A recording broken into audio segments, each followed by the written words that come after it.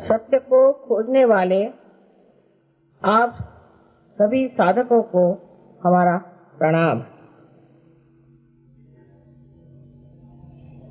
मैंने कल आपसे चक्रों के बारे में संक्षिप्त में बताया था। ये सारा ज्ञान मूल का है। जो कुछ हम साइंस से ज्ञान प्राप्त करते हैं वो जैसे पेड़ का बाहरी ज्ञान होता है उस प्रकार है, और ये ज्ञान उस पेड़ के मूल का है। विदेशों में जो कुछ भी खोजबीन हुई है वो सब बाहर बाह्य में हुई, और वो इस प्रकार बढ़ गई कि आज वहाँ पर यह आशंका हो रही है कि ये पूरा सिविलाइजेशन कहीं खत्म न हो जाए। कारण उन्होंने अपने स्रोत को नहीं ढूंढा, अपने मूल को नहीं ढूंढा। ये मूल हमारे भारतवर्ष में है। इस मूल को अनादिकाल से अनेक दृष्टा, अनेक संत, अनेक सद्गुरु और अवतरणों ने वर्णित किया हुआ है, और हर एक धर्म में इसके बारे में चर्चा हुई है कि हमें विनाशी चीजों को छोड़ करके अविनाशी ऐसे अनंत को ढूंढना चाहिए। ये हमारे भारतीयता का मुख्य मूल मंत्र है कि जो कुछ भी संसार में अविनाशी चीजें हैं वो लगती हैं, प्रतीत होती हैं, लेकिन वो है विनाशी, और अविनाशी अभी तक ज्ञात नहीं तो उसकी खोज करनी चाहिए। चक्रों के बारे में मैंने आपको कल बताया। आज मैंने कहा था 3 नाड़ी और आत्मा के बारे में मैं कोशिश करूंगी कि इस लेक्चर में बता दूं। लेकिन ये सब कुछ बतलाने से ही आपकी कुंडलिनी का जागरण होगा, इसकी कोई हामी नहीं। इसलिए मैं जो भी बोल रही हूँ उसको सुनने मात्र का आप कष्ट करें। उससे अपने को न्याय, अपना न्याय या अपने को भला बुरा कहने की बात नहीं। सिर्फ आप सुनिए और उसके बाद देखा जाएगा कि आपकी कुंडलिनी जागृत होती कि नहीं। तो हमेशा मैं देखती हूँ कि जब भी कभी मेरा लेक्चर चाहे हिंदुस्तान में हो या बाहर हो, लोग पता नहीं क्यों इस न्यून भावना से बैठते हैं कि पता नहीं हमारी कुंडलिनी जागृत होगी कि नहीं, हमने तो ये गलती की, हमने तो वो गलती की। इसलिए शुरू ही से मुझे आज कहना है कि ये भावना को निकाल करके ही आप मेरा भाषण सुने। तो कल मैंने आपको ऊपर के चक्रों के बारे में बताया, और आज मैं सोच रही हूँ कि आपको मैं 3 नाड़ियों के बारे में बताऊं जो हमारे अंदर कार्यान्वित है। जब चेतना हमारे अंदर प्रवेश करती है तो त्रिकोणाकार या कहें कि प्रिज्म के जैसे मनुष्य का मस्तिष्क है, ब्रेन है। उस वक्त उसमें 3 आकार आते हैं। उसमें से एक तो सीधे ही पूरी की पूरी जैसी है वो हमारे अंदर घुस करके और त्रिकोणाकार अस्थि में बैठ जाती कुंडलिनी, और बाकी की 2 शक्तियां, क्योंकि हमारे मस्तिष्क में 2 तरह की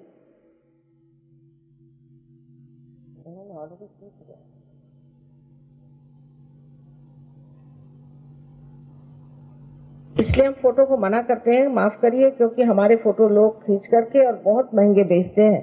तो मैं ये नहीं चाहती कि मेरे फोटो लोग उस पर कुछ बिजनेस करें, क्योंकि इसका कोई बिजनेस तो हो नहीं सकता।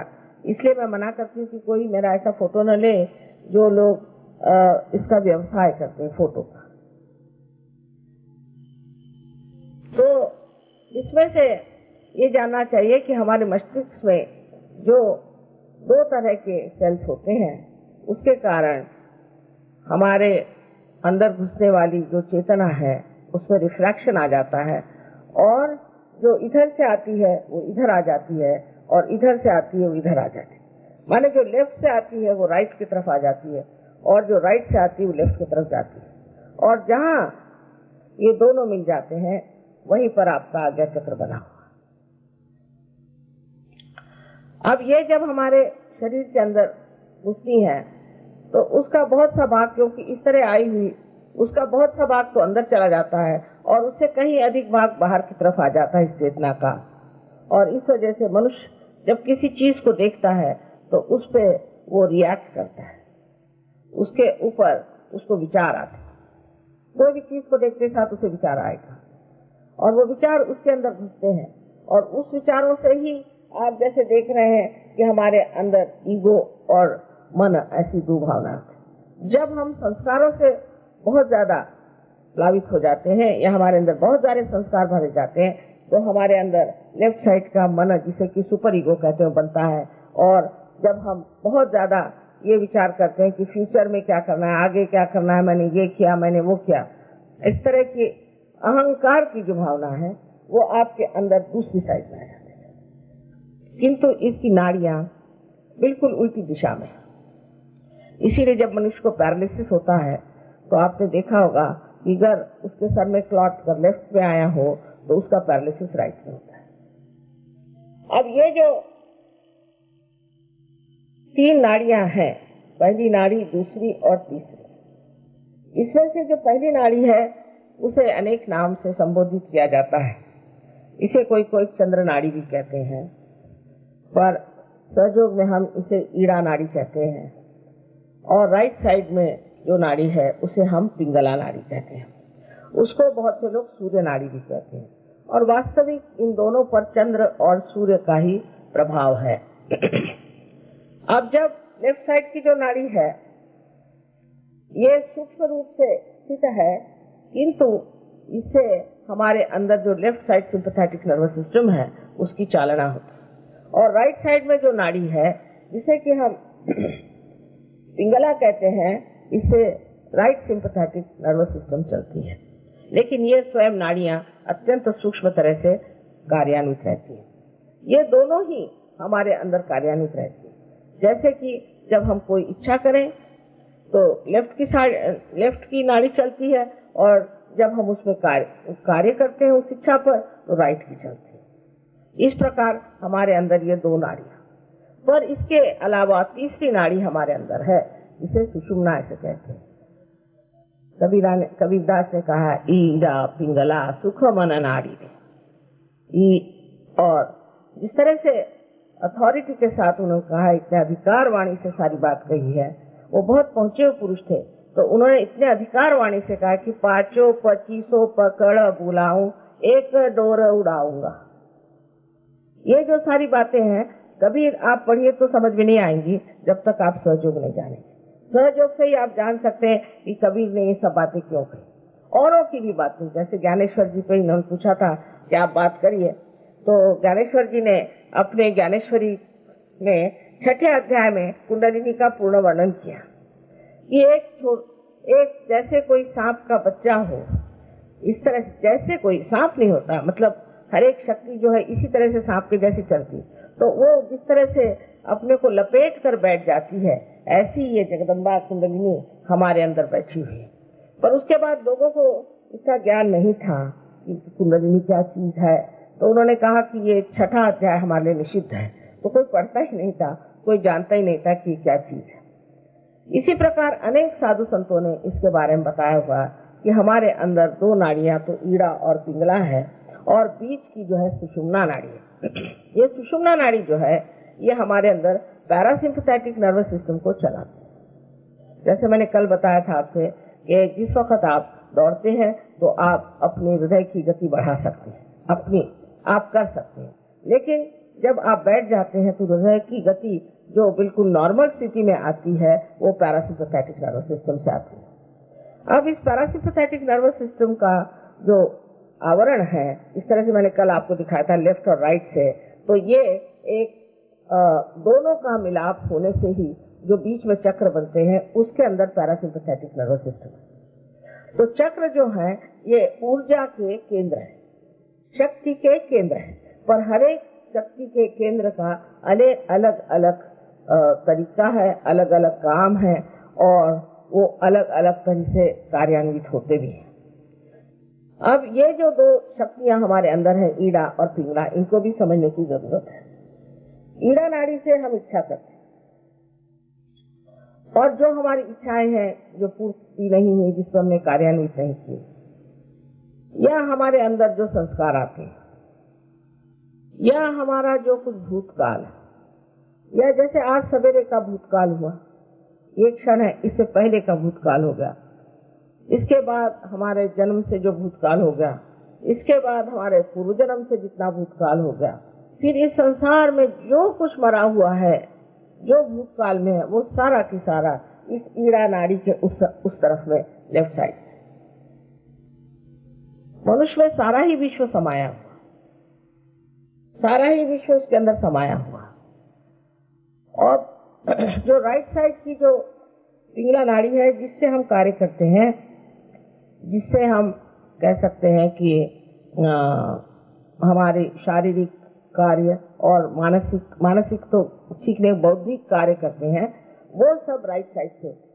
और ये जो राइट साइड की पिंगला नाड़ी है, ये हमारे अंदर अहंकार जरूर दे देती है। लेफ्ट साइड से हमारे अंदर मन की, यानी एक जिसे सुपर ईगो कहते हैं, वो चीज आ जाती है, और राइट साइड से हमारे अंदर अहंकार की चीज आ जाती है। कोई सी भी एक नाड़ी ज्यादा चलने से मनुष्य में संतुलन टूट जाता है। अगर आपकी लेफ्ट साइड बहुत चलती होगी तो आप बहुत निंदे आदमी होंगे, आप बहुत डरपोक होंगे और आप सबसे डरेंगे। लेकिन अगर आपकी राइट साइड चलती होगी तो आप बहुत ज्यादा दूसरों पे आतताई होंगे, एग्रेसिव होंगे, आप पे अहंकार आ जाएगा। जब लेफ्ट साइड चलती है तो मनुष्य धीरे धीरे खिसकते, जैसे कोई आदमी बहुत रोता है, और बहुत सी औरतों में आदत होती रोने की कि मेरी माँ बड़ी अच्छी थी, बाप अच्छे थे, ये है वो है, रात दिन कोई चीज लेकर रोते रहते हैं। ऐसे लोग सब लेफ्ट साइड में खिसकते चले जाते हैं। जब वो लेफ्ट साइड में खिसकते चले जाते हैं तो उनके अंदर बहुत सी विकृति आ जाती है, जिसे हम मानसिक विकृति कहते हैं। जैसे बहुत से लोग पागल हो जाते हैं किसी शौक से, एक आध शौक लगा, एकदम से आघात आया, घबरा गए तो लेफ्ट साइड को चले गए। पागलपन, डिप्रेशन और स्किज़ोफ्रेनिया, इस तरह के जो रोग हैं वो सारे आपके लेफ्ट साइड से। पर उसके अलावा ऐसे भी रोग हैं कि जो हम असाध्य रोग कहते हैं, वो भी लेफ्ट साइड के ही कारनामों से आते हैं, वो मैं बाद में आपको बताऊं। अब राइट साइड के जो है वो पिंगला नाड़ी, उसके अतिक्रमण से करने से, जैसे मैंने कल ही बताया था आपसे कि स्वादिष्टान चक्र से किस तरह से परसों किस तरह से अनेक रोग हो जाते हैं। जैसे लिवर आपको हो जाएगा, अस्थमा, हार्ट अटैक और blood cancer, diabetes, blood pressure, kidney trouble, constipation, इस प्रकार के अनेक रोग हो सकते हैं। इसके अलावा इससे पैरालिसिस भी हो सकता है। लेकिन लेफ्ट साइड से भी आप में रोग हो सकते हैं। जबकि लेफ्ट साइड आपके अंदर चलती है तो आप एक तरह से लिथार्जिक, माने आलसी, आपके सब ऑर्गन्स हो जाते हैं। उसके कारण होने वाले रोगों में अनेक से रोग हैं, जैसे एलर्जीज आ जाए आपके अंदर में, या आपके अंजाइना, कोई सी भी स्लगिशनेस जिसको कहते हैं, उससे ये रोग होते हैं। पर सबसे जो बुरी बात है तो लेफ्ट साइड में जाने से मनुष्य जो है उसमें कोई कर्तृत्व नहीं रह जाता और वो हमेशा दुनिया से डरते रहता है, भागते रहता है और वो बेकार हो जाता है। अब इसमें जो लेफ्ट साइड में जो चक्र है उसमें अपने चक्र की लेफ्ट साइड भी है और राइट साइड। इसमें से महत्वपूर्ण चक्र मैं तो सोचती हूँ कि लेफ्ट स्वादिष्ठान, जहाँ पर कि आपने अगर कोई अनधिकार चेष्टा की हो, यानी आप किसी गलत गुरु के सामने गए और उसके सामने चरण छूने के लिए झुक गए। आजकल उनको कहते हैं ना चरण छू महाराज, वैसे चरण छू महाराज गए आप, उनने चरण छू, उनके चरण छू, उसके चरण छू, वो सारे जाकर के आपके लेफ्ट स्वादिष्ठान में बैठे चाहते हैं कि आपको वो ट्रांस में डाल देगा, मिसमराइज कर देगा, कोई ऐसी बातें पढ़ा देगा। इससे तो कोई हर्ज नहीं कि आपके पैसे भी लूट ले, लेकिन उसके अलावा वो आपको पगला देगा। थोड़ी देर में आप देखिएगा कि रास्ते पे आप भीख मांगते थे। ये लेफ्ट स्वादिष्टान की बीमारी जो है ये बहुत लोगों को होती है, विशेषकर अपने भारतवर्ष में, जहाँ की ये गुरु लोग इस कदर निकल आए हैं कि समझ में नहीं आता कि एक को पकड़ो तो दूसरा निकलता है, दूसरों को पकड़ो तो तीसरा निकलता है। बेअंदाज ये गुरु लोग आ गए हैं। उसकी वजह ये कि हम इतने अज्ञानी हैं, हमारे अंदर ज्ञान नहीं है कि हम जाने। अभी आपने गुरु का वर्णन सुना कि गुरु क्या है, मोक्ष मूलम, जो आपको मोक्ष देता है वही गुरु है। उसके वर्णन के अनुसार कितने लोग गुरु बनेंगे सो बताइए, कितने लोग, और वो चैतन्यमय होना चाहिए। उसकी जितना भी वर्णन है वो जब तक नहीं हो तो क्या जरूरत है कि आप हर एक आदमी के सामने हाथ जोड़े। अगर किसी ने आपको नाम दिया, उसके लिए आपने रुपया पैसा भी दिया, सब व्यवस्थित हो गया, लेकिन जा करके उसकी तकलीफ बैठ गई आपके लेफ्ट स्वादिष्टान। लेफ्ट स्वादिष्टान जब आता है तो बच्चे नहीं हो सकते औरतों को, पहली चीज बच्चे नहीं हो सकते। लेफ्ट स्वादिष्टान में जब कोई ऐसी तकलीफ हो जाए तो बच्चे हो ही नहीं सकते। और ऐसी औरतें हर समय रोती रहेंगी, परेशान रहेंगी, बाधित रहेंगी, कभी कभी बहुत बिगड़ भी जाएंगी, उनको समझ भी नहीं आ जाता है। अब अपने देश में और एक, पता नहीं महाराष्ट्र में ज्यादा, यहाँ कम होगी, कि औरतों के अंदर देवी आती। अब देवी आई तो हूँ करती है वो लोग। नौकरानियों के अंदर देवी आने के लिए देवी की भी कोई अकल होती है, उसको झेलना कोई आसान चीज है देवी की शक्ति को, कि वो नौकरानियों के अंदर आ जाती। और ये नौकरानियों का जीवन आप देखिए तो वो बताती क्या है कि घोड़े का नंबर, भगवान को घोड़े के नंबर से क्या करना है। पर हमारी अकल इतनी खराब है कि कर कोई आदमी बताए कि भाई तुम्हारा रुपया कहाँ गड़ा पड़ा है, तुम्हारे ये कहाँ है, तो हम लोग उसको सोचते हैं कि वाह वाह वाह कितना बड़ा आदमी, कितना महान आत्मा है, उसने हमें रुपए की बात बताई। जिनको रुपए में, डायमंड्स में, इसमें उसमें इंटरेस्ट है, या उससे आपको चाहते हैं कि आपको इम्प्रेस करें, ऐसे गुरु हो ही नहीं सकते। ये तो कुगुरु है। और गुरु एक होते हैं कि जो कुछ भी नहीं जानते हुए ऐसे ही बैठ जाते हैं, लेकिन ये तो कुगुरु है, दुष्ट गुरु। और कुछ कुछ तो ये राक्षस ही है कि जिस तरह से लोगों को बर्बाद किया जाए। आपको भी अपनी बुद्धि को इस्तेमाल करना चाहिए और सोचना चाहिए कि जो परमात्मा की बात करे, जो परमात्मा से मिला है, वही सदगुरु हो सकता है। अब ये लेफ्ट स्वादिष्टान की बात आपसे मैंने बताई, इसी तरह हर एक चक्र पे इसका असर आता है कि लेफ्ट नाभि पर जो है, लेफ्ट नाभि जो है ग्रह लक्ष्मी का स्थान, क्योंकि लक्ष्मी तत्व है, मैंने आपसे कहा था ये ग्रह लक्ष्मी का तत्व है। घर में अगर आपकी ग्रह लक्ष्मी है और आप उसको अच्छे से ट्रीट नहीं कर रहे हैं, खासकर उत्तर हिंदुस्तान में तो पता नहीं औरतों की इज्जत ही नहीं होती। फिर एक से एक जो निकलती है तो ऐसी कि उनको कोई संभाल नहीं सकता, फिर वो हो ही जाती है कमाल की।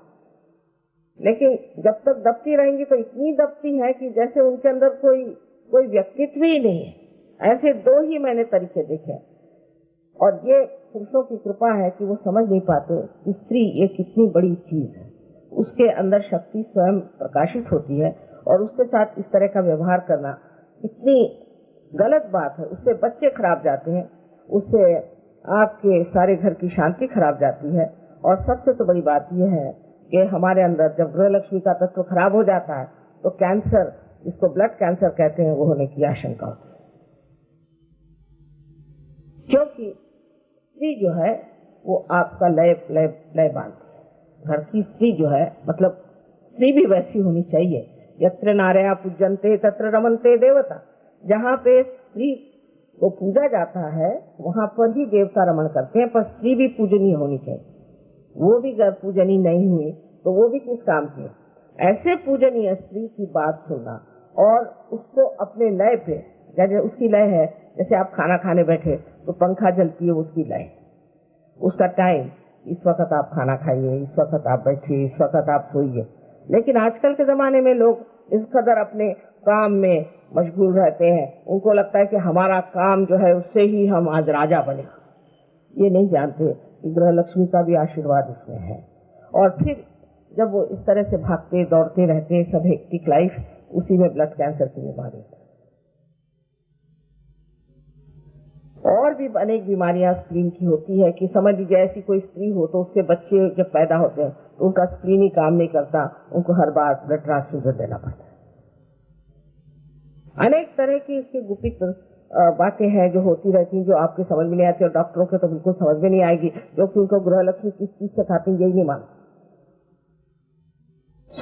ये स्थान बहुत ही सुंदर है कि जो गृह लक्ष्मी का स्थान है और जहाँ गृह लक्ष्मी को माना चाहिए। लक्ष्मी के अष्टलक्ष्मी करके उनके 8 रूप माने गए हैं, पर है तो अनेक, पर उसमें से अष्टलक्ष्मी। अष्टलक्ष्मी से जो गृह लक्ष्मी का एक अंग है, राजलक्ष्मी है, ऐसी अनेक लक्ष्मी है, लेकिन जो विशेष करके जो एक बहुत महत्वपूर्ण चीज एक घर, खानदान, फैमिली के लिए होती है वो गृह लक्ष्मी। और आज भी मैं यही कहूंगी कि हिंदुस्तान की औरतों की कमाल है, उनकी मर्यादाओं की कमाल है कि उन्होंने हमारे समाज को व्यवस्थित रखा है। नहीं तो आप बाहर जाकर के देखिए, 10-10 हस्बैंड को डिवोर्स करती हैं और ऐसे ठिकाने से बच्चों को पहुंचा देती कि बच्चे सीधे जा करके कहीं अनाथालय में पड़ जाते। तो ये चीज हमारे यहाँ आप समझने की है कि हमें उस रास्ते पर नहीं जाना। हमें अपने घर, हमारी फैमिली, इनको ठीक से रखना है और अपने गृह लक्ष्मी को व्यवस्थित रख के और उसका भी मान होना चाहिए। अब ये चीज दिखने में ऐसी लगती कि माता जी क्या कह रहे हैं, पर यही एक बड़ा स्त्री धर्म जो है ये बहुत जरूरी चीज है। इसीलिए हमारे यहाँ धर्मों में एक पति धर्म, पत्नी धर्म बहुत बड़ी चीज मानी जाती है। सहयोग में जो लोग संन्यास लेते हैं उनको हम पार नहीं कर सकते। सन्यासियों के लिए कोई सहयोग में जगह नहीं। आपको विवाहित होना चाहिए, और अगर अविवाहित हो तो ये कहना पड़ता है कि मैं विवाहित हो जाऊंगा। यहाँ पर ऐसे लोगों के लिए स्थान नहीं है कि जो अपने ऊपर काशाय वस्त्र पहन करके दुनिया भर में कहते फिरे कि मैंने संन्यास ले लिया, ये है वो है, और अपने शरीर को तकलीफ देते हैं। उसके बाद में जो ऊपर का चक्र आप देख रहे हैं लेफ्ट साइड में, वो है हार्ट का चक्र। ये लेफ्ट साइड का चक्र जो है ये आपकी जो हार्ट है उसी को संभालता है, हार्ट के ऑर्गन को देखता है। अब लेफ्ट हार्ट मनुष्य में कब होता है? जब वो अपने काम में बड़ा मशगूल है, बहुत कार्य करता है, इतना ज्यादा कि बिल्कुल वो सोचता है कि इसके सिवा कोई नहीं, मैं तो कर्म कर रहा हूँ, मैं तो एक से एक बातें कहते हैं अपने बारे में, बैगान जान दीजिए।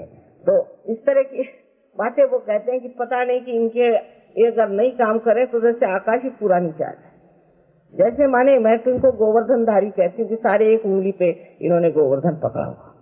ऐसे लोगों को परमात्मा के लिए टाइम नहीं, मन में विचार भी नहीं आता कि परमात्मा को याद करें। फिर कभी कभी जब बहुत ज्यादा काम होता है तो उसके साथ में कुछ तो भी और चाहिए रिलैक्सेशन, तो फिर शराब पीते हैं, फिर और भी धंधे हैं, और भी बहुत सारे काम उसके साथ बराबर चलते रहते हैं। तो उस वक्त वो कहते हैं कि साहब अब हम क्या करें, हम बहुत काम से थक जाते हैं तो हमें धंधे करने पड़ते। परमात्मा के लिए उनको टाइम नहीं, ये सब धंधे करने के लिए उनको टाइम है, पार्टियों में जाने का टाइम है, शराब पीने का टाइम है, और हर प्रकार की गंदगी उठाने के लिए उनके पास टाइम है। अब जब इस तरह के मनुष्य हो जाता है तो परमात्मा को भूल ही जाता है, और अपने हृदय में आत्मा का रूप, हृदय में आत्मा है, और जब तक हम अपने हृदय के आत्मा की ओर नजर भी न करें तो वो गायब हो जाता है, और तभी आपको हार्ट अटैक आ जाता है। तो जिस आदमी को, अतिकर्मी को हार्ट अटैक आता है, उसको सिंपैथी की जरूरत नहीं, उसको डांट की जरूरत है।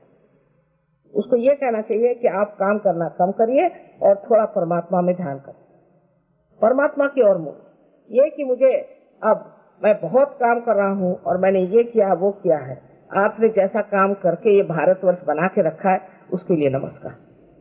ये क्या सुंदर भारतवर्ष बनाया हुआ आपने।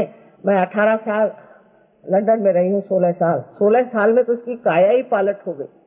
न जाने यहाँ कैसे कैसे लोग आ गए जो बड़ा ही काम कर रहे हैं, किसी को मिलने की उनको फुर्सत ही नहीं, और जब उनको देखिए तो घोड़े पे सवार, लेकिन ये घोड़ा है कि क्या है पता नहीं, कि हर जगह डिस्ट्रॉय ही कर रहा है, हर जगह खत्म करा जा रहा है। ऐसे लोगों से ये विनती है कि थोड़ा नीचे उतरिए, थोड़ा रुक के देखिए। जो पागल जैसे आप दौड़े जा रहे हैं ऐसे दौड़ने की कोई जरूरत नहीं। फिर दूसरी चीज, पैसों के पीछे, जो पैसों के पीछे लग गए तो किसी तरह से पैसे खर्चते हैं, किसी तरह से पैसे लेने, किसी तरह से ये करना, ऐसे लोगों को बहुत जल्दी हार्ट अटैक आता है, क्योंकि पैसे से कहीं अधिक परमात्मा है। फिर दूसरी चीज सत्ता, सत्ता चाहिए, ये सत्ता चाहिए, वो सत्ता, इसकी टांग खींच, उसकी टांग खींच, उसके गर्दन उड़ा, उसको बुरा कर, उसके बाद इसी में लगे। ये सत्ता के पीछे भागने वाले लोग भी शिकार हो जाते हैं और उनको भी हार्ट अटैक आता है। मैं तो देखती हूँ कि जितने भी लोगों को मैं जानती हूँ जो कि बड़े बड़े अफसर थे, मेरे पति भी उनके साथ थे, अधिकतर हार्ट, क्योंकि सब सोचते थे हम बड़ा भारी कार्य करें। करिए, कार्य करने में कोई हर्ज नहीं, लेकिन थोड़ा समय अपने लिए भी रखिए और अपने हृदय में परमात्मा को बसाइए, तो बहुत जरूरी चीज है, नहीं तो हार्ट अटैक इससे आता है। अगर मैं ये इलाज आपसे बताऊं तो आप विश्वास नहीं करेंगे कि माता जी कहते हैं कि आप हृदय में अगर परमात्मा को बसा ले तो हार्ट अटैक नहीं है। इसके लिए जो मंत्र है वो ये है कि श्री माता जी मैं आत्मा, ये इसका मंत्र है। किसी को भी हार्ट ट्रबल हो, अगर वो इस मंत्र को कहे कि मैं आत्मा हूँ, पूर्ण विश्वास के साथ में 10 मिनट बैठ करके, ये नहीं कि फाइल जब लिख रहे हैं तब, वो तो खोपड़ी पे फाइल लिए लोग चलते हैं, एरोप्लेन में फाइल लिए चलते हैं, कोई जगह ही नहीं जहाँ फाइल लेने के चलते, और फाइलों से जो निकला हुआ धुआं है वही मैं देख रही हूँ सब। जिन लोगों को हार्ट की शिकायत है वो ये जान ले कि उनको इसी तरह से कहना है। हाँ, अंजाइना वगैरह जो चीजें हैं वो दूसरी तरह से आती है, जो लेफ्ट साइड से ही आती है आपको, जबकि लेफ्ट साइड से आपका विशुद्धि चक्र पकड़ता है। जिस वक्त आप हमेशा ये फील करते हैं कि मैं गिल्टी हूँ, मैंने खराबी की, मुझे नहीं करना चाहिए था, वही मैंने अंग्रेजी भाषा में कहा कि उठे बैठे सॉरी, फोन आएगा तो सॉरी, किसी से थप्पड़ लगेगी तो सॉरी, उसको मारेंगे तो सॉरी, किसी को मर्डर करेंगे तो सॉरी। इस तरह से सॉरी कहने से वो चीज जाती है। मनुष्य को जो है ये सोचना चाहिए कि जो सत्य है, जो रियलिटी है, उसको हमें देखना है, उसे भागना नहीं। मनुष्य अपने अहंकार में किसी को दुख देता है और फिर कहता है सॉरी, उससे कोई फर्क नहीं पड़ने वाला। देखना चाहिए कि मैंने ऐसी बात कही क्यों, और ऐसे मेरे अंदर ऐसे विचार क्यों आए, और अगले वक्त से मैं ऐसे विचार नहीं करूंगा। ये बेहतर है बनिस्बत इसके कि एक बार सॉरी करके उसमें एक छाप लगा दिया, फिर बार बार वही काम करते रहे। और जब ऐसा लोग करते हैं तब आप देखिए, आपको आश्चर्य होगा कि ये चक्र पकड़ जाता है।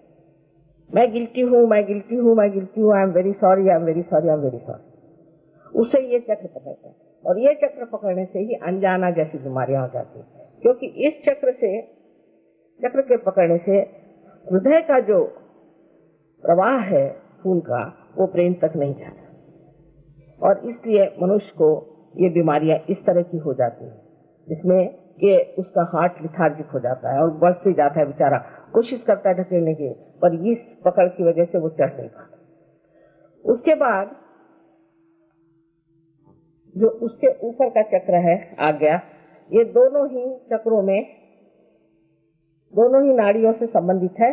पीछे की तरफ ये आज्ञा यहाँ पर जाती है, यानी लेफ्ट साइड से आज्ञा पीछे आती है, और सामने जो आती है इसे हम लोग राइट आज्ञा कहते हैं, क्योंकि ये ईड़ा नाड़ी से यहाँ पर आता है। अब देखिए कि जब ये पीछे का चक्र पकड़ जाता है तो मनुष्य को अनेक तरह की तकलीफें होती है।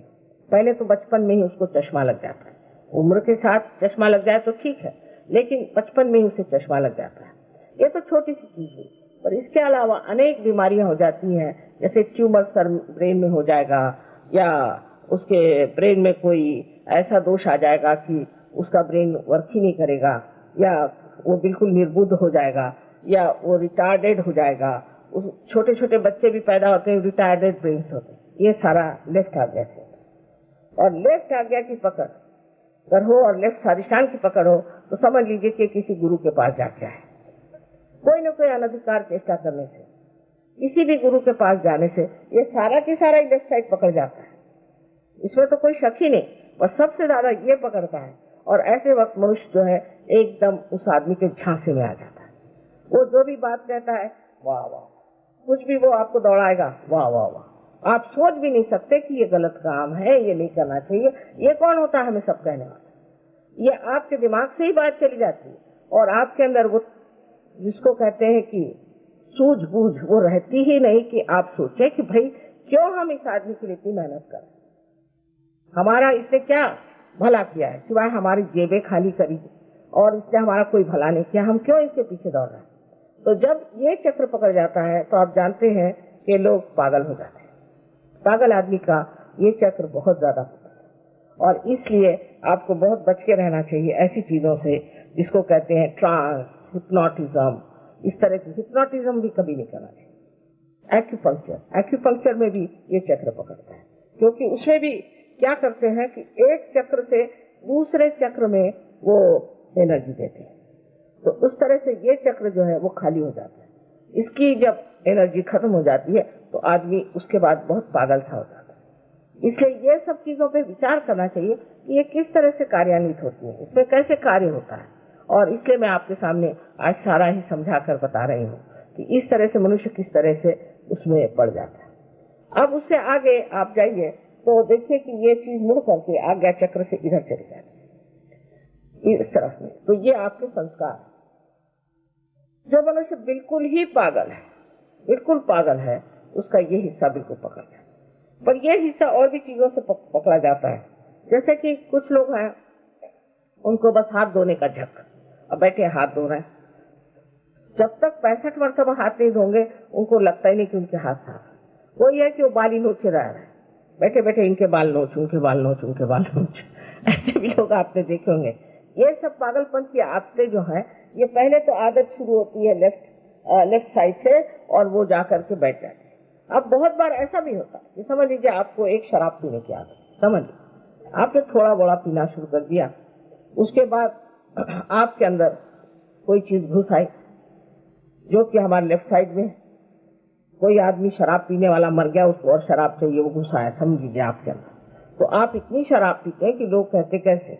हम एक बार क्यूबा की एक लेडी आई थी, इतनी सी थी उम्र, इतनी सी थी, और उम्र उसकी कुछ नहीं। उसका हस्बैंड कह रहा था कि माता जी ये तो एक बॉटल नीट पी जाती है विस्की की। मैंने कहा ये कैसे पीती पता नहीं, मुझे तो उसको खुशबू से ही चक्कर आने लग जाता है। तो उसके अंदर कोई तो भी ऐसी चीज थी, उसने कहा मेरे अंदर एक निग्रो है वो पीता है, यानी होता है ऐसा। तब वो आदमी इसी तरह से पी करके मर जाता है। क्योंकि और क्या होना है, एक आदमी की जगह अगर 10 आदमी शराब पिए तो वो किस तरह से लीवर बर्दाश्त कर सकता है। इसलिए उस रास्ते जाना ही क्यों जहाँ हमें रहना नहीं है, जहाँ हमें पहुंचना नहीं। अब ये हुई बात आपके लेफ्ट साइड की। अब राइट साइड की बात मैंने थोड़ी सी आपसे बताई कि जब आदमी अतिकर्मी होता है तो उसे क्या क्या तकलीफ होती है। राइट साइड में भी आप देखिए कि मनुष्य अब राइट स्वादिष्ठान पकड़ता है। राइट स्वादिष्ठान उसका पकड़ता है जो कि म्यूजिशियंस है, जो कि आर्टिस्ट है। अब वो लगे आपके पीछे में, पहले तो उन्होंने कुछ बनाना सीखा, उसका जब कुछ नहीं मिला तो लाइनें बनानी शुरू कर दी, फिर कुछ है तो उसके ऊपर में रंग मारना शुरू कर दिया, फिर भी नहीं कुछ जमा तो लंदन में तो ऐसे भी लोग हैं कि जमीन पे सारा रंग फैला देते हैं और उस पर लोड़ते हैं और कहते हैं ये आर्ट हो गया, इतना बड़ा आर्ट है, और लोग पैसा भी देते हैं, उस चीज का पैसा भी देते हैं। किसी भी चीज से कुछ भी पागलपन की चीज करना और हर समय नई चीज करना, ये तो खासकर वेस्ट का आप जानते हैं कि एक बीमारी है कि हर एक चीज में नई चीज करना। अब मुझे एक साहब वहां पर एम्बेसडर थे मेक्सिको के, मेरे पड़ोस में बैठे थे, तो मुझसे कहने लगे कि आपको फ्राइड से क्या तकलीफ है। मैंने कहा तकलीफ क्या, उसने तो सारी दुनिया का सत्यानाश कर दिया। तो कहने आप यूं को मानते हैं और यूं तो ऐसा है, जरा ट्रेडिशनल है और ट्रेडिशनल बातें करता है, ये इसने तो कोई नई चीज हमें दी फ्राइड जिससे आज सत्यानाश हुआ उनका। मैंने कहा ठीक है, ये टेबल पर हम बैठे हैं, ये तो रोज ही हम खाना खाते हैं, लेकिन टेबल कभी खाया नहीं, नई चीजें खाइए इसे। तो वहाँ ये बीमारी थी, ये नई चीज का नहीं, हर रोज कोई नई चीज निकाले और लोग उसमें बड़े खुश होते हैं। और इसी वजह से वहाँ पर फैशन वगैरह चल पड़ते हैं कि आज एक आदमी ने बेवकूफी का कुछ फैशन निकाला, उन्होंने बीच में फैशन निकाला कि बाल सब रंगाइए, इधर से काटिए, इधर से बीच में तुर्रे बनाए, तो सब ये फैन से जाते और सारे लोग यहाँ तक के ऑफिस में जाते। फिर वो जीन जैसी चीज चल पड़ी तो वही सब लोग पहने। अपने देश में तो हम लोग उनको कॉपी करते हैं, लेकिन वो लोग सोचते हैं इनको परमात्मा मिल जाएगा ये सब कर, वास्तव में ये वैसा सोचते हैं। फिर उन्होंने और कोई चीज बता दी किसी ने, रोज नई नई चीजें निकलती रहती, फैशन का भी ऐसे, आज यहाँ तक का ब्लाउज, फिर यहाँ तक का ब्लाउज, यहाँ तक का ब्लाउज, फिर ब्लाउज ही गायब हो जाता है। इस तरह की बेवकूफी की चीजें वो सिखाते रहते हैं और आप उसमें आ जाते हैं। ये जितने एंटरप्रीनियर्स हैं ये बड़े होशियार होते हैं, इसका फैशन फिर वो किसी के नाम से भी निकाल सकते हैं। जैसे नाम क्या ले इन लोगों का, लेकिन एक किसी का नाम लगा दिया, अब वो नाम साहब बड़ा नाम हो गया, उसमें कुछ हो चाहे नहीं हो वही खूब नाम हो। वहां पर ऐसी ऐसी चीजें उन लोगों ने चला रखी है कि मुझे बड़ा आश्चर्य होता है, लोग ऐसे बेवकूफ क्यों बनते हैं। किसी ने कोई नाम चला दिया होगा, फिर उसने बस वो नाम चलाया, एडवर्टाइज कर दिया, ये कर दिया, वो कर दिया। ये सब चीजें राइट साइड है कि हम किसी भी एडवर्टीजमेंट को देखें, अब तो ये पहनेंगे। औरतों का तो बुरा हाल रहता है, पर आदमी भी कुछ कम, क्योंकि आज तो फैशन में नहीं, ये कैसे पहने, तो सब साड़ियां गई, फिर दूसरी खरीदो, ये फैशन में आ गई, तो अब ये पहनो, वो भी बेकार हो जाएगी। तो फैशन जो चीज है वो बड़ी राइट साइड एक चीज है, उसमें आदमी में एक अहंकार है कि मैं आज ये पहन रहा हूँ, मैं आज वो पहन रहा हूँ। इस तरह के अपना टाइम बर्बाद करने का, अपने सारे जीवन का कोई अर्थ न रखने का एक तरीका है कि हम अपने जीवन के बारे में कोई भी महत्व नहीं रखते, पूरी समय बेकार चीजों में अपना जीवन बिताते हैं, और उससे एक ही होता है कि बीमारियां। अब ये टाइट पैंट शुरू हुई तो सबको बीमारी हो गई पैरों की, तो अब ढीली पैंट शुरू कर दी, इतनी ढीली कि उसके अंदर सब हवा जाती है। लंदन जैसी जगह तो इतनी ठंड है, वहां सब फिर दूसरी आर्थराइटिस शुरू होगा। और काहे को ये सब करने भाई, जो सहूलियत की चीज है एक बार पता हो गई उसे पहनिए और करिए, वो नहीं है हर रोज चीज बदलते रहना, क्योंकि उनकी मशीनें चलनी चाहिए, मशीन में नई चीजें आनी चाहिए, इस तरह से मशीन की गुलामी आनी चाहिए। पर मुझे उसमें भी हर्ज नहीं, पर उससे आपकी तंदुरुस्ती खराब जाती है। सबसे बड़ी बात है कि आपकी तंदुरुस्ती से खराब जाती है, तंदुरुस्ती नहीं आपकी बुद्धि भी, क्योंकि पूरी समय आप यही देखते रहते हैं कि अरे मैंने तो आज फैशनेबल चीज पहनी नहीं, सब लोग मुझे हंसेंगे। ऐसे आदमी में एक कॉम्प्लेक्स आ जाता है कि मैं कोई स्मार्ट नहीं लग रहा हूँ। फिर आपने कल पूछा था डिप्रेशन आता है, क्योंकि आप बहुत इंप्रेशन मारते हैं सब पे, तो डिप्रेशन आता ही।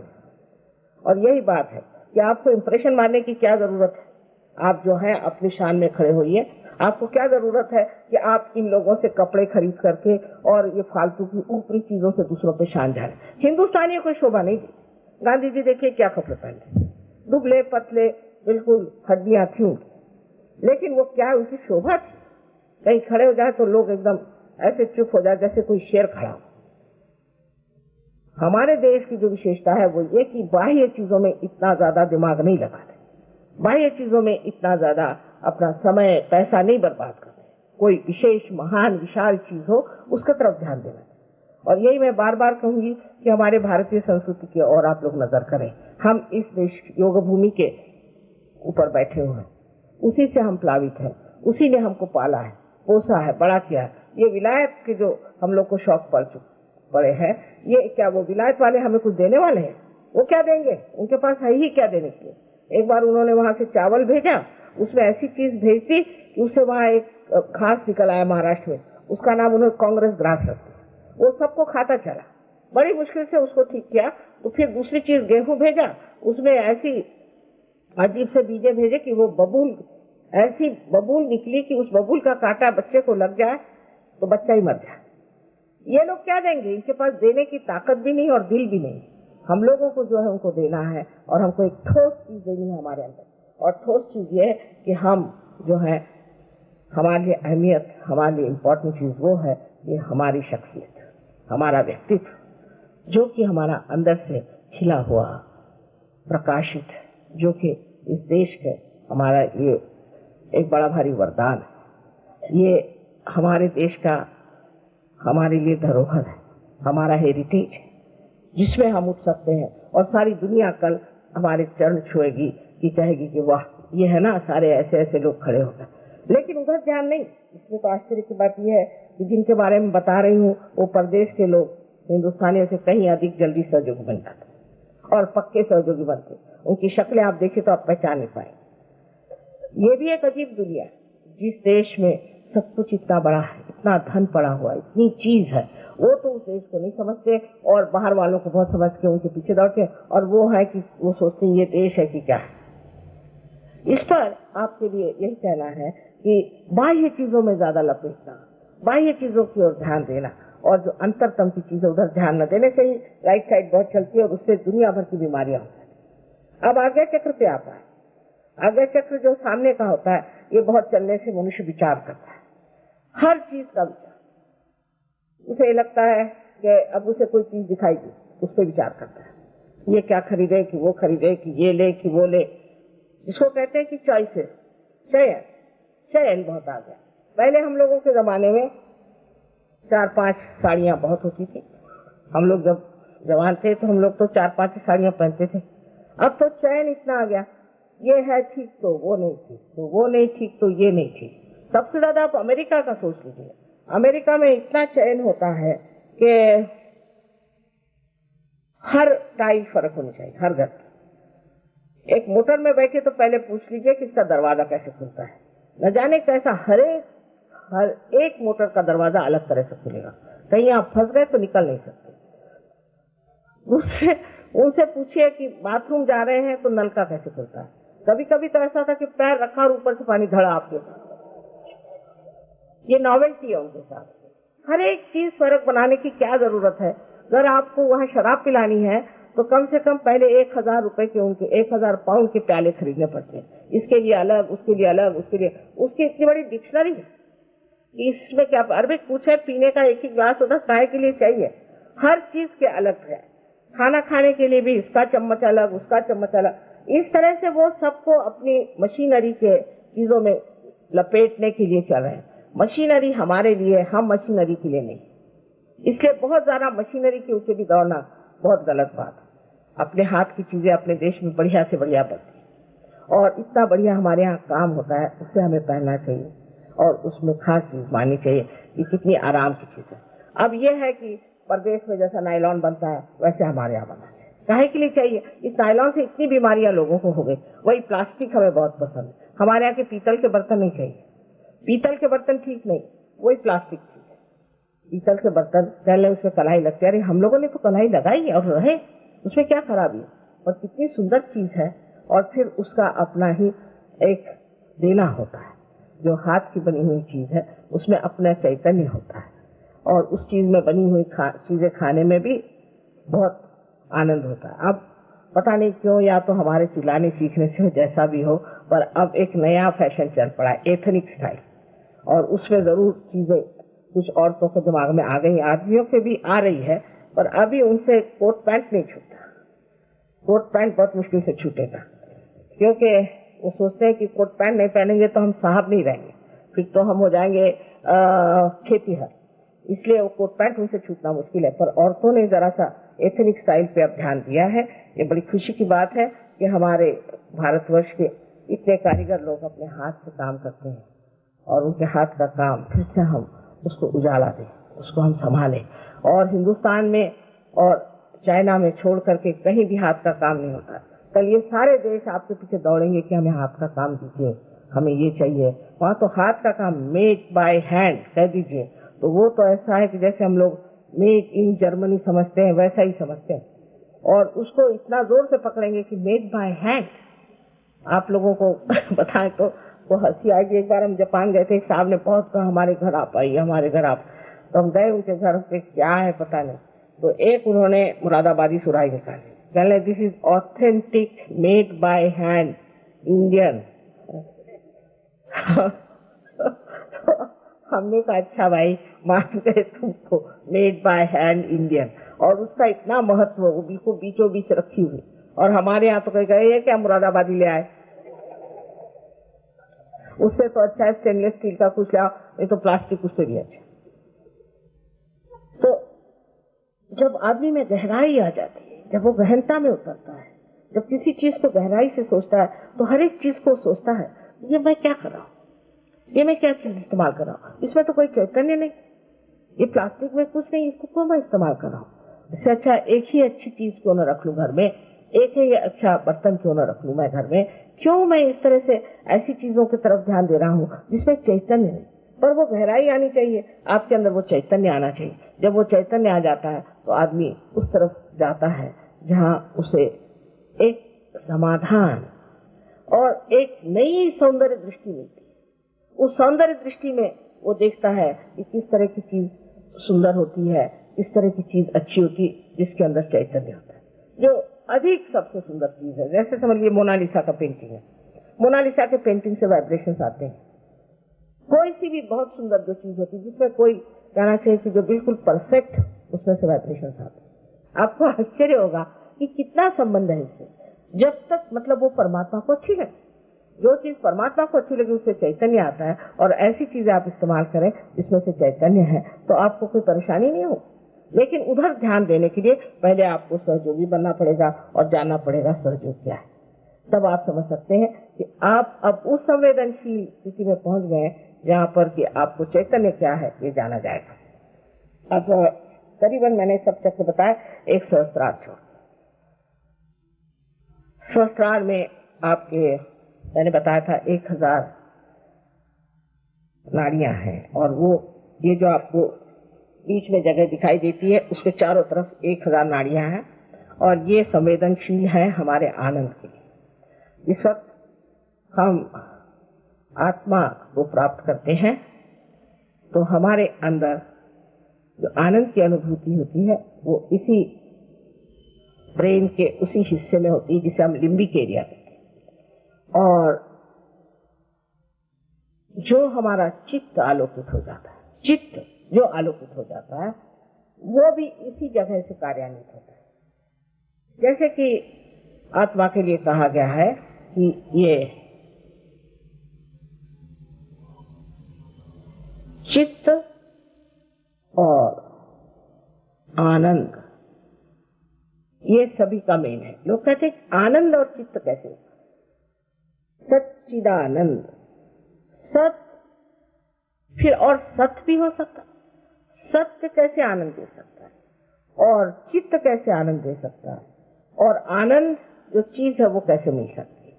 मतलब लोगों के दिमाग में इसके बारे में भ्रांति सी आ जाती है। अब सच्चित आनंद की जो बात है आत्मा की, तो ऐसी है कि जब आपकी ये लिम्बिक एरिया जागरूक हो जाती है तो आप सत्य को जानते हैं, क्योंकि आपके हाथ से चैतन्य बहने लग जाता है। फिर आप किसी की और भी ऐसा हाथ करेंगे तो आप जान जाएंगे कि इस हाथ उंगली में पकड़ आ रही, इस उंगली में पकड़ आ रही, क्या इसकी तकलीफें हैं, कौन सी इसकी श्रेणी है, ये आदमी अच्छा है कि बुरा है, ये आप उस चैतन्य से जान जाए। माने आप केवल सत्य को जान सकते हैं। यहाँ बैठे बैठे आप जान सकते हैं कोई भी आदमी जो बहुत दूर है कि आप उस आदमी के बारे में सब कुछ इस तरह से जानते हैं कि वो इतना दूर होते हुए उसकी कौन सी तकलीफें हैं, उनके चक्र कौन से पकड़े हुए हैं, उनको क्या परेशानी। और अगर आपको सहयोग में आप बिल्कुल पूरी तरह से प्रवीण हो जाए तो आप उसको ठीक भी कर सकते हैं और उनकी दशा भी ठीक कर सकते हैं। ये तो लिम्बिक एरिया में ही ये कार्य होता है जहाँ आप केवल सत्य को जानते हैं। मतलब ये कि जब आपका चित्त किसी भी इंसान की तरफ जाता है, किसी भी इंसान की तरफ जाता है तो आप उसके बारे में जान सकते हैं, पहली बात। दूसरी बात, इतना ही नहीं कि आप जान सकते हैं, लेकिन दूसरी बात यह है कि अगर आपका चित्त उसकी ओर गया तो आप उसको कार्यान्वित कर सकते हैं। यानी जैसे समझ लीजिए टेलीविजन में आप किसी इंसान को देख रहे हैं तो वहां से प्रसारित हुआ वो एक चित्र हमारे सामने आया, लेकिन वो चित्र सिर्फ टेलीविजन में ही रहता है, उसमें से निकल के कुछ कार्य नहीं करता। पर ये जो चित्र है, ये जब आप इसको प्रोजेक्ट करते हैं तो वो जा करके कार्य भी करता है। जैसे आपने किसी के बारे में सोचा कि यह आदमी है, कैसा होगा क्या, फौरन आपका चित्त वहां जाकर कार्य करे। क्योंकि ये जो सारा ईथर आप जिससे रेडियो वगैरह चलाते हैं, इस ईथर की जो सूक्ष्मता है वही परम चैतन्य भी है। माने पूर्ण परम चैतन्य नहीं, किंतु ईथर की भी सूक्ष्मता वही है। तो यहाँ से जब आप किसी के बारे में सोचेंगे, आपका चित्त जाएगा तो आप जानिए कि आपने उसे ठीक कर दिया, उसकी हालत ठीक कर दी। फिर ऐसे आदमी की नजर तक बहुत कमाल की, क्योंकि उसकी नजर में कोई, जिसे आपने उनके बारे में पूछा था ज्ञानेश्वर जी के, निरंजन पहाड़े, उन्होंने कहा आंख कैसी निरंजन, माने उसका कोई रंजन ही नहीं, देखती मात्र, देखना मात्र होता है, उससे कुछ लस्ट ग्रीड कोई चीज नहीं, देखना मात्र। निर्विचार में आप देख रहे हैं उस चीज को। जब आप निर्विचार में देख रहे हैं, समझ लीजिए ये कारपेट यहाँ बिछा बड़ा सुंदर है, अच्छा है। अगर ये मेरा कारपेट हो तो मुझे फिक्र लगेगी कि कभी खराब हो जाए। अगर आपका कारपेट है तो आप परेशान होंगे कि ये इनका कारपेट है। पर समझ लीजिए अगर ऐसी दशा है कि मैं सिर्फ इसको देखना, निरंजन देखना करूं, इस कारपेट को सिर्फ देखती ही रहूं और कोई विचार ना आए, तो इसको बनाने वाले का जो आनंद है पूरा मेरे ऊपर से गंगा जी जैसे बहना शुरू होता है। आप मानिए होता है। आपने कल देखा कि आपके हाथ में ठंडी ठंडी हवा आ गई, आपके सर से भी ठंडी हवा निकली। तो ये चीज होने की होती है और ये घटित होती है। पर इसके लिए सुषुम्ना नाड़ी जो है बीज की, इसके अंदर से ही ये कार्य होता है। सुषुम्ना नाड़ी जो है इसके ही अंदर ये 3.5 इसमें से लपेटा हुआ, जैसे एक कागज को 3.5 इसमें लपेट दे, इस तरह की चीज है। उसके बराबर बीच से जो ब्रह्म नाड़ी है उसमें से ही कुंडलिनी निकलती है। और जब वो निकलती है और इसको ब्रह्मरंध्र को छेद कर बाहर निकल आती है तो आपको आश्चर्य होगा कि उस वक्त आपकी आत्मा का जो प्रकाश है आपके चित्त में आ जाता है। और इसीलिए आपके चित्त से आप बहुत चीज कार्य कर सकते हैं। अब दूसरी चीज ये है कि सत्य आप कैसे जानते हैं, क्योंकि आपका लिम्बिक एरिया जो है वही एनलाइटेंड हो जाता है और आपके हाथों में आप सत्य जान सकते हैं। और आनंद ऐसी चीज है कि उसमें सुख और दुख ऐसी दो चीज नहीं, केवल आनंद मात्र होता है। कोई भी चीज को आप देखते हैं तो जैसे कोई नाटक देख रहे हैं, नाटक का जैसा एक आनंद होता है, लेकिन किसी भी संसारिक चीज से आनंद नहीं मिलता, सिर्फ अपने आत्मा से। आत्मन ने आत्मना तुष्ट, आत्मा से ही आत्मा तुष्ट होता है। अपने आत्मा से ही जो प्रकाश आता है उसका जो आनंद है, तो जैसे कबीरदास जी ने कहा कि फिर अब मस्त हुए फिर क्या बोले। जो मस्ती आ जाती है तो क्या बोले, उस मजा में क्या बोलने का रह जाता है। और दूसरे तो कुछ समझते भी नहीं, क्या समझ आऊं, सब जगह अंधा तो अच्छा है, अपना ही मजा उठाते बचे। लेकिन अब ऐसा रहा नहीं जाता, इसलिए हम भी मेहनत कर रहे हैं कि आप भी उस मजे को उठा लीजिए जिस मजे में हम हैं। और इस पे लिखा हुआ है कि आनंदा चाहे डोही आनंदा तरंगी, यानी आनंद के डोह में, आनंद के तरंगों में डूब रहे। ये जो वर्णन किए, क्या वो लोग झूठ बोलते थे? और उसी दशा में आप अगर जा सकते हैं तो आपको जाना चाहिए और इसे प्राप्त करना चाहिए, और ये आपका अधिकार है। ये सुषुम्ना नाड़ी जो बीच की है, इसमें कभी कभी खलल पड़ जाता है, क्योंकि या तो आप लेफ्ट में ज्यादा जाते हैं, राइट में ज्यादा जाते हैं। तो इस असंतुलन से, इस इम्बैलेंस से आपकी सुषुम्ना खराब हो जाती है और इसी के कारण कभी कभी कुंडलिनी के चढ़ने में दिक्कत होती है। पर जो वर्णन किया गया है कि कुंडलिनी के चढ़ने से ये होता है, वैसा कुछ नहीं होता है। इसको भी ठीक किया जा सकता है, आपको संतुलन में भी लाया जा सकता है और आप इस आनंद को भी बहुत सहज में प्राप्त कर सकते हैं। पर इसमें एक बात है कि आज का सहयोग एक समष्टि का है, एक व्यक्ति का नहीं, कलेक्टिव है, एक पूर्ण विराट का है। उसका अंग प्रत्यंग आपको होना चाहिए। घर आप चाहे मैं अपने घर में फोटो रख के पूजा करता हूँ, मैं फलाना, उससे कुछ फायदा नहीं होने वाला। कल फिर कोई ना कोई बीमारी हो जाएगी, कल कोई ना कोई विपदा आ जाएगी, तकलीफ हो जाएगी। इसलिए आपको कलेक्टिव में आना चाहिए। आज मुझे ऐसा लगा, मतलब विचार करने पर, कि ये जो इतने बड़े बड़े लोग बनते हैं और जो अपने को बहुत बड़ा समझते हैं, ये लोग सहयोग में क्यों नहीं आते? इधर उधर आए गए नत्थू खैरे लोगों के पास जाते हैं, उनके चरण छूते हैं। आखिर क्या बात? आज सोचने पे एक विचार आया मुझे कि हो सकता है कि इन लोगों को सबको प्राइवेट ऑडियंस चाहिए, ये प्राइवेटली मिले। अब यहाँ तो सर्वसाधारण जनता के बीच में ऐसे बड़े बड़े लोग आए तो उनके तामझाम ही खत्म हो जाए, इसीलिए शायद वो लोग नहीं आते। और ईसा मसीह ने कहा है कि ऐसे लोग परमात्मा के साम्राज्य में नहीं जाए। साफ साफ उन्होंने कहा कि एक बार एक ऊंट जो है वो सुई के छेद में से लांग जाएगा, पर ये लोग परमात्मा के साम्राज्य में नहीं आए। साफ साफ कर, क्योंकि इतना इनको नुकसान होता है, इतनी तकलीफें होती हैं, इन गुरुओं से मार खाते हैं, मुझे बार बार बुलाते हैं, हमें ठीक करिए, ये करिए, पर ये सारे साधारण समाज में साधारण इसमें नहीं आते। इनके लिए बिल्कुल पॉश होटल चाहिए कि पॉश आश्रम चाहिए, समझ में नहीं आता। ये तो परमात्मा की चीज है। राजा जनक इतने बड़े राजा थे, पर जब कभी किसी गुरु के पास जाते थे तो जमीन पर बैठकर उनसे वार्तालाप करते थे। श्री राम को आपने देखा है, श्री कृष्ण को आपने देखा, सब राजा थे, लेकिन राजा होते हुए भी उनमें कितनी नम्रता थी। पहले जमाने में हमने यहाँ भी देखा कि बहुत से लोग बड़े नम्र थे। बहुत बड़े बड़े लोग जो हमारे पास आए हमेशा जमीन पर बैठकर बात करते थे कि आप संत हैं, हम आपके सामने नहीं बैठे। पर आजकल के लोगों को मुझे लगता है इसका बड़ा घमंड है कि हम बहुत बड़े आदमी और हम कैसे ऐसे समाज में जाएं जहाँ की लोग सर्वसामान्य। इन सामान्यों में से ये असामान्य निकलने वाला है, इन्हीं में असामान्य है और यही लोग इसको पाने वाले हैं और बाकी जो है उनकी हमें तलाश ही नहीं। तो इसलिए आपसे कहना है कि आप ये सोचिए कि आप ही कोई असामान्य चीज है, उसे प्राप्त करें और इस आनंद में हमेशा के लिए डूबते रहें। परमात्मा आप सबको आशीर्वाद दें।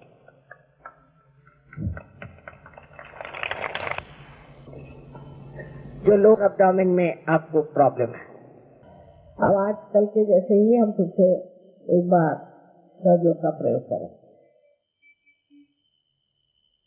जो लोग बाहर खड़े हैं वो भी अंदर आके बैठ जाएं, अच्छा रहेगा। थोड़ी देर के लिए आप लोग सब अंदर ही बैठ जाएं। तो आज जैसे बताया कि लेफ्ट में हमारी इच्छा शक्ति, तो हम लेफ्ट हैंड, आप लोग लेफ्ट हैंड हमारे ओर करें। जो लोग कुर्सी पर बैठे वो जूते उतार करके दोनों पैर अलग करके समांतर रखे और बैठे। जिससे ये पृथ्वी तत्व, जिसे कि मैं अभी वर्णन करूँ कि आपका आपके देश का, हमारा जो भारतवर्ष है, इस महान भूमि का, इसमें बड़ी शक्ति है, सारी हमारी तकलीफें ठीक लेगी। लेफ्ट हैंड हमारी ओर करें और राइट हैंड से हमें कार्य करने का। ये हृदय पे रखते हैं जहाँ पर की आत्मा। उसके बाद ये राइट हैंड हम पेट के ऊपरी हिस्से में रखते हैं जो गुरु तत्व का है, और यही राइट हैंड हम लेफ्ट साइड में सारा काम करें। पेट के निचले हिस्से में रखते हैं जो शुद्ध विद्या का है। शुद्ध विद्या वो है जो हमारे नस नस से समाती है और जिससे हम सत्य को जानते हैं और प्रभु के जो कुछ कायदे कानून है वो हमारे हाथ से बनते जाते हैं।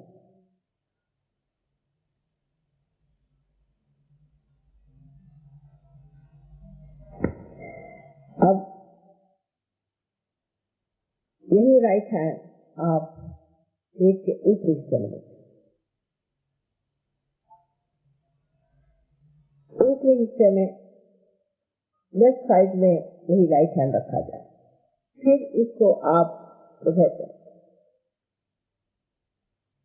अब जो ये उंगली मेरी काट रही बहुत बुरी तरह से मुझे, इसका मतलब है कि आप लोग अपने पे दूषण लगा रहे हैं, अपने को कीमती समझ रहे हैं, इसलिए ये उंगली काट रही है। सब मेरी उंगली काट रही। पहले तो पसीना छूटा गर्मी की वजह से आप लोगों की, और अब ये उंगली काट रही। मैंने पहले कहा है कि आप लोग गिनती नहीं, आप अपने को ऐसा नहीं थे। इतना ही अपने प्रति एक प्रसन्न चित्त हुई, प्रसन्न चित्त हुई। और राइट हैंड आप कंधा और गर्दन के बीच जो कोण है उससे रखें, प्रसन्न चित्त होकर। आपने कोई ऐसी गलती नहीं की। अब गर्दन को राइट साइड में घुमा,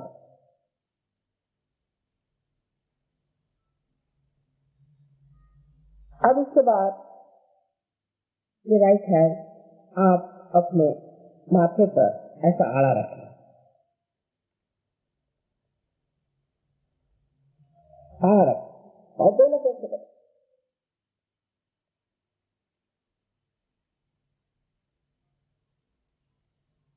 ये चक्र सबको माफ करने का है। इसके बाद ये राइट हैंड सर के यहाँ पिछले हिस्से में, यहाँ पर बहुत पीछे में, यहाँ पर रखें और सर को ऊपर उठा करके ऊपर की ओर इस हाथ पर फेर लें। ये आज्ञा चक्र का पिछला हिस्सा मैंने जो भी बताया था। इसके बाद ये सहस्त्रार है हमारा, इस हथेली को बांध लें, उंगलियां पीछे की तरफ। इसका जो बीच का हिस्सा है इसे सर जरा झुका करके तालू पर आप रखें और उसे धुएं। और इसे दबा कर घुमाना।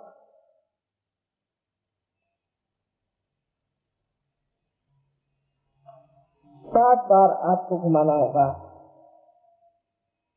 अपने स्कैल्प को, अपने सर की कमरी को 7 बार घड़ी के कांटे जैसे आप घुमाएंगे।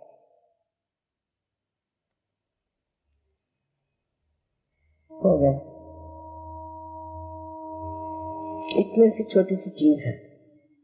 कुंडलिनी का प्रवास सिर्फ छोटे बच्चों में 1 फुट से लेकर के 4 फुट से ज्यादा नहीं है, और वो भी जेट के जैसी चढ़ती है। तो कोई ऐसा प्रश्न नहीं कि हमारे यहाँ आज सब लोग आप पार न हो जाए। आप पहली चीज प्रसन्न चित्त रहें, ये सबसे बड़ी बात है। अपने लिए भला बुरा आपको सोचने की जरूरत नहीं है, उसका न्याय आपकी कुंडलिनी आपकी माँ है, वो जान लेगी। आप क्यों अपना भला बुरा सोचते हैं? अब लेफ्ट हैंड हमारी ओर और राइट हैंड हम अपने हृदय पे रखें। कृपया आंख बंद कर दें और चश्मा भी उतार लें, और जब तक मैं न कहूं आप कृपया आंख न खोलें। अब राइट हैंड हृदय पे रखे, लेफ्ट हैंड हमारी ओर करके आप एक प्रश्न हमसे करें, श्री माता जी क्या मैं आत्मा हूँ? श्री माता जी क्या मैं आत्मा हूँ?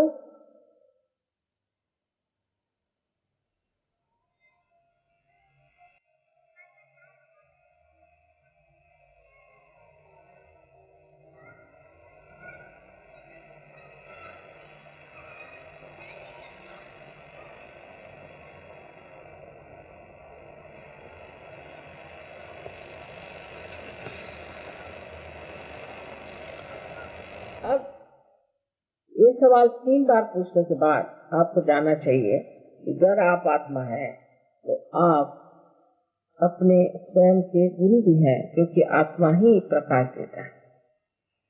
अब इस राइट हैंड को आप पेट के ऊपरी हिस्से में रखें, लेफ्ट हैंड साइड में, जो गुरु तत्व है, और यहाँ पर 3 बार प्रश्न करें, श्री माता जी क्या मैं स्वयं का गुरु हूँ? 3 बार प्रश्न करें। श्री माता जी क्या मैं स्वयं का गुरु हूँ? 3 बार प्रश्न करें।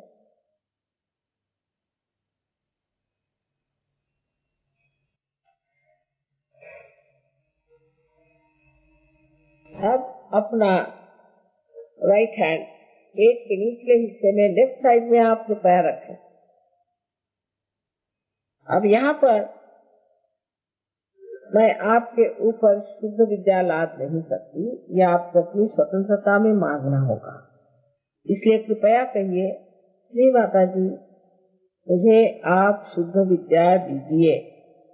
6 मर्तबा कहें, क्योंकि इस चक्र में 6 पंखुड़ियां हैं।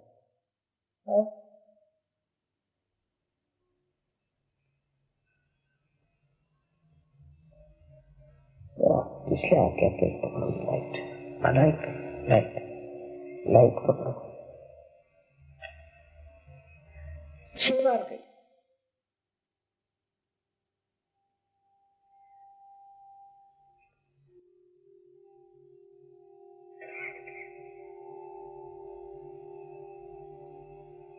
ये कहते ही साथ आपकी कुंडलिनी का चालन शुरू हो गया, उत्थापन शुरू हो गया। इसलिए इसका प्रवाह ठीक से होने के लिए ऊपर के चक्र हम ठीक करें।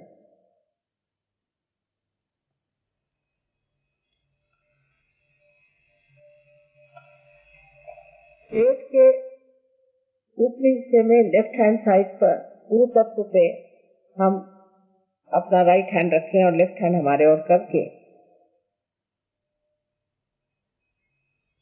और इस चक्र को पूरी तरह से मदद करने के लिए आप पूर्ण आत्मविश्वास के साथ 10 मर्तबा कहें,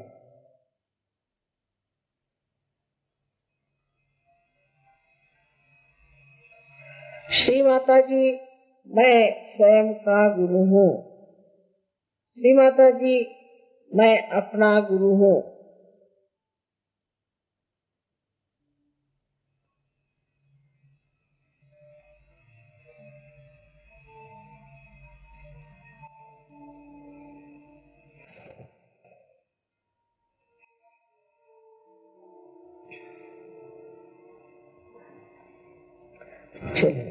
सेंटर हार्ट, ये 10 बार कहिए, क्योंकि हमारे अंदर 10 गुरु तत्व है।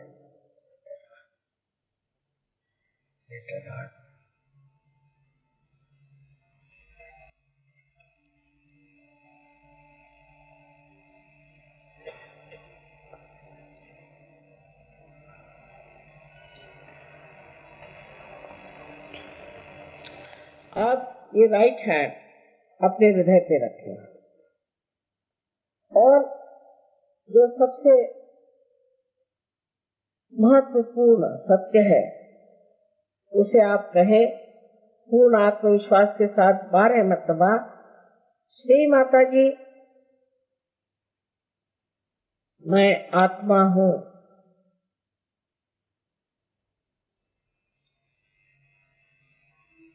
श्री माता जी, मैं आत्मा हूँ।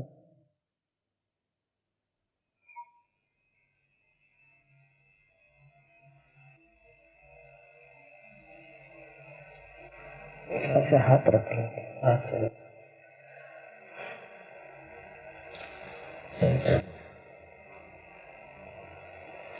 राइट हैंड रख लो।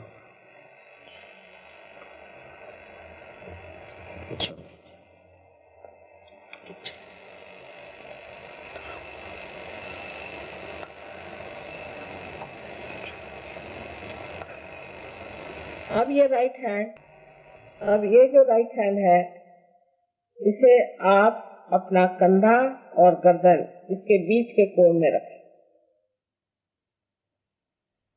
और अपनी गर्दन राइट साइड को मोड़ दें।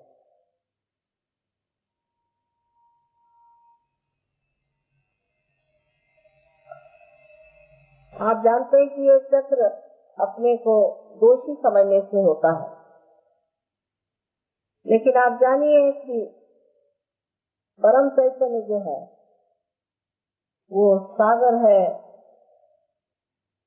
प्रेम, शांति, आनंद का, और सबसे अधिक वो क्षमा का सागर है। इसलिए आप कोई ऐसी गलती नहीं कर सकती जो क्षमा नहीं कर सकती। इसलिए आप 16 मरतबा कहिए, श्री माता जी, मैं दोषी नहीं हूँ। श्री माता जी, मैं दोषी नहीं हूँ।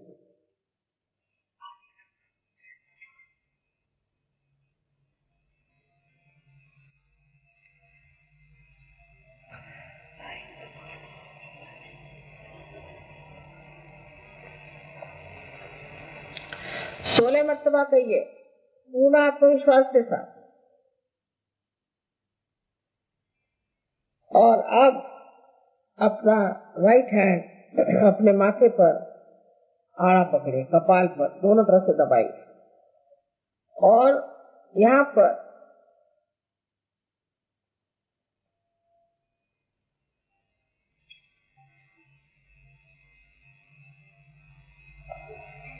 आपको ये कहना है कि श्री माता जी, मैंने सबको एक साथ क्षमा कर दी। कोई कहेगा कि ये कहना बहुत मुश्किल है, क्षमा करना उससे भी मुश्किल है, लेकिन आप क्षमा करें या न करें, आप कुछ नहीं करते और ये भ्रम है। लेकिन आप क्षमा नहीं करते हैं तो आप गलत हाथों में खेलते हैं। इसलिए आप सबको एक साथ क्षमा करें। पूर्ण हृदय से करें, कितनी बार की बात नहीं।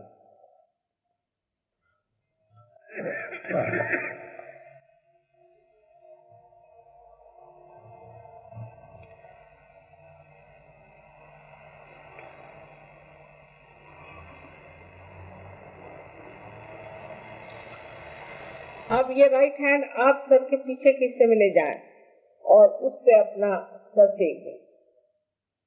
यहाँ पर आप अपने समाधान के लिए अपने दोषों को न गिनते हुए कह सकते हैं कि हे परम चैतन्य, हमने अगर कोई गलती की तो हमें क्षमा करना।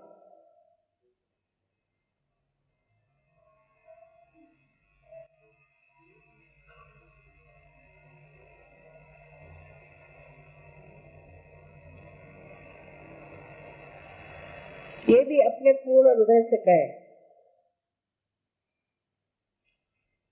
अब अपने हथेली को बांध ले और उसका पिछला हिस्सा असर को झुका करके अपने तालू भाग से जहाँ की हड्डी नरम थी रख के जोर से दबाए। उंगलियां पीछे की ओर खींच करके दबाव पूरा करें और धीरे धीरे घड़ी के कांटे जैसे इसे आप 7 मरतबा घुमाओ। धीरे धीरे। इस वक्त भी मैं आपकी स्वतंत्रता का मान करती हूँ और इसलिए आप पर आत्म साक्षात्कार लादा नहीं जा सकता। इसलिए आपको कहना होगा कि श्री माता जी, मुझे कृपया आप आत्म साक्षात्कार दीजिए। 7 मरतबा कहें और मैं इस वक्त प्रणव फूकूंगी, इससे कि कुंडलिनी बाहर आ जाएगी।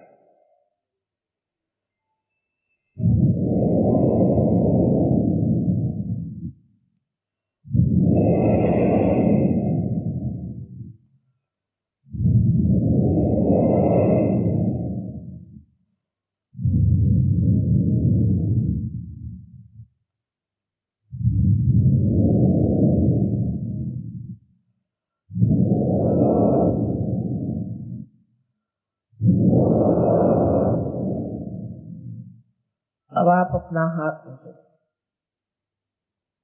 और धीरे धीरे आंखें खोलें और दोनों हाथ मेरी ओर करें। अब राइट हैंड मेरी ओर करके आप सर झुकाएं और देखें कि आपके सर से कुछ ठंडी हवा आ रही है।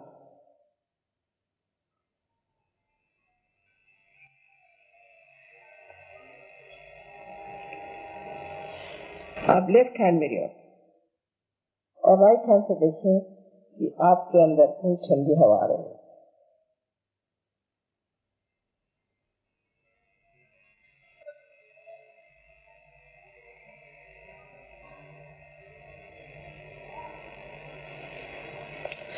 आप राइट हैंड मेरे ओर फिर से एक बार फिर से सर झुका के देखें कि आपके सर से कोई ठंडी ठंडी हवा आ रही है। किसी किसी को बहुत दूर तक आती है।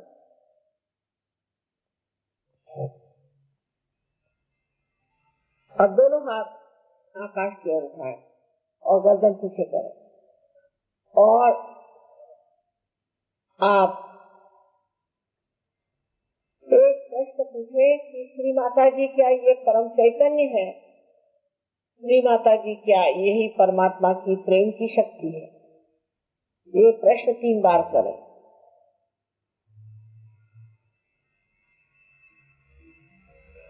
अपने हाथ को नीचे ले लें।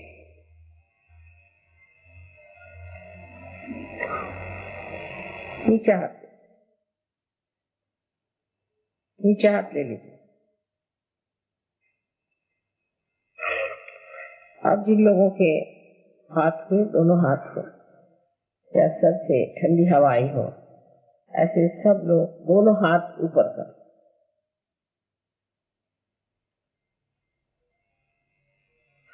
अधिकतर बाप सबकी सभी लोग पार होगा। आपको सबको अनंत आशीर्वाद है। आप सब पार हो गए, संत हो गए हैं, लेकिन अभी अंकुरित हुआ है। इसका वृक्ष बनाना है, इसलिए संगठित रूप से ही, कलेक्टिवली ही ये कार्य हो सकता है। ये जान लेना चाहिए और अपना सब अहंकार, आलस्य छोड़ करके कृपया आप सब लोग जहाँ जहाँ प्रोग्राम होते हैं अपने अपने सेंटर्स पे जा करके अपनी वृद्धि करा ले। मैं अगले साल आऊंगी दिल्ली फिर से, तो आशा है कि आपके बड़े बड़े वृक्ष खड़े होंगे।